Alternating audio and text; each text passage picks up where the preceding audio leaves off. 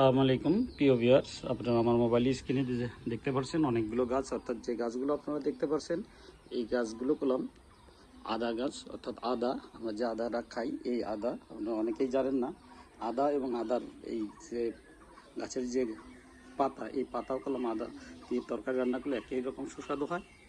এই গাছ অর্থাৎ আদা ছায়াযুক্ত জায়গায় হয়, রোদ্রের মধ্যে আদা হয় না। আমি প্রথমে ছাদে চেষ্টা করেছিলাম, ছাদে তেমন ফলন পাইনি। পরবর্তী আমি আমার এই ছাদের কার্নিশে অর্থাৎ নিচে এগুলো করেছি ছায়াযুক্ত জায়গায়, এবং একটা ভালো ফলনের আশা করছি যে প্রত্যেকটা বস্তা থেকে এবার 2 থেকে আড়াই কেজি আদা আমরা সংগ্রহ করতে পারবো। তো আপনারাও যদি চেষ্টা করেন তাহলে দেখেন আদার গাছগুলো এখনই কী পরিমাণ হয়ে গেছে, কত বড় এবং কতগুলো গাছ। অর্থাৎ এর যত বেশি গাছ হবে আদার পরিমাণও তত বাড়বে।